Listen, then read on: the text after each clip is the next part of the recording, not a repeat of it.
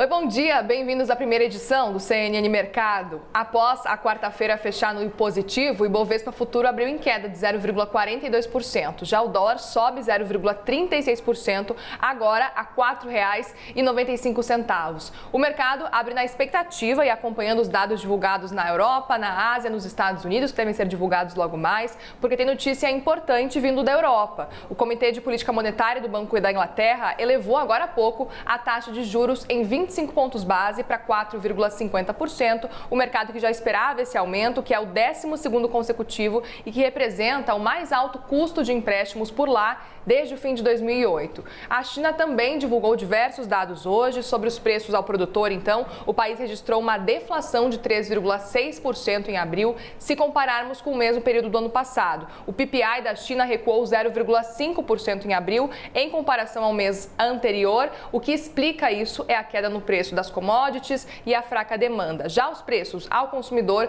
subiram 0,1% no último mês, na comparação anual, resultado abaixo, portanto, da expectativa do mercado. Tudo isso combinado mostra que a China segue tendo dificuldade de se recuperar nesse período aí pós-pandemia e pós-Covid-0, aquela política dura de quarentena, de testes em massas que aconteceu na China durante o período da Covid-19.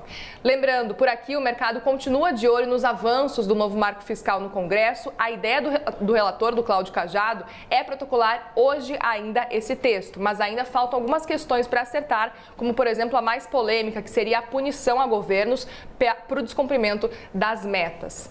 E em viagem ao Japão, gente, o ministro da Fazenda, Fernando Haddad, se reuniu com a secretária do Tesouro dos Estados Unidos, a Janet Yellen, e ele mostrou preocupação com a situação da Argentina e disse que quer se aproximar mais dos americanos. Haddad falou da necessidade de os Estados Unidos apoiarem a Argentina por meio do Fundo Monetário Internacional. Há uma tentativa aí do governo brasileiro de reformar esses organismos multilaterais para que eles concedam mais créditos aos países emergentes. O governo brasileiro também tem a intenção de trazer mais força ao G20 junto aos países do G7. E o ministro foi questionado a defesa que o Brasil tem feito aí sobre o uso de outras moedas que não o dólar para fazer transações comerciais, pois Haddad respondeu que, de fato, essa é uma ideia do governo e do presidente Lula e que as negociações bilaterais não precisam necessariamente ser feitas em dólar. No radar do mercado também tem a agenda dos balanços corporativos. A elétrica paranaense Copel registrou um lucro líquido de mais de 635 milhões de reais no primeiro trimestre desse ano, uma queda de 5,1% na comparação com o mesmo período do ano passado. A Qualicorp lucrou pouco mais aí de 16 milhões de reais de janeiro a março, um recuo de 77,5% na comparação anual. A Randon lucrou 122 milhões de reais no período, uma queda de 6% na comparação anual. Já a Guararapes, que é a dona da Riachuelo, registrou um prejuízo líquido de pouco mais aí de 175 milhões de reais no primeiro trimestre, mais do que o dobro do registrado no mesmo período de 2022. Na agenda de hoje, mais balanços importantes: Sabesp, Cyrela, Porto Seguro, JBS e também Petrobras, tudo hoje. E por falar em Petrobras, gente, o Conselho de Administração da Petrobras vai se reunir hoje pela primeira vez desde que foi formado no dia 27 de abril. Esse encontro que vai ser antes de a empresa divulgar realmente os dados do balanço trimestral, o que deve acontecer a partir das 5 da tarde, depois do fechamento do mercado.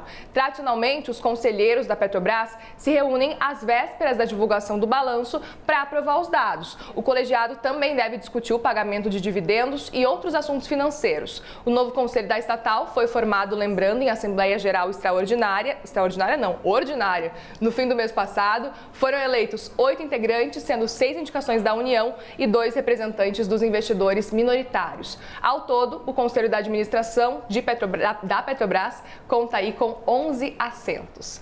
E nos Estados Unidos, os futuros americanos têm um desempenho misto, enquanto os investidores acompanham atualizações sobre as negociações do aumento do teto da dívida de mais de 31 trilhões de dólares nos Estados Unidos e a preocupação, claro, com um possível calote, o que seria algo inédito. Os investidores também repercutem os dados de inflação que saíram ontem e que vieram melhores do que o esperado, e daqui a pouquinho, hoje ainda, também saem números muito importantes por lá, como pedidos de auxílio-desemprego e também índices de preços ao produtor. O CNN Mercado vai ficando por aqui. Ao 12h25 eu volto com atualizações de hoje, mas fique com a gente porque Elisa Vec está chegando com o Live CNN. A gente se vê logo mais.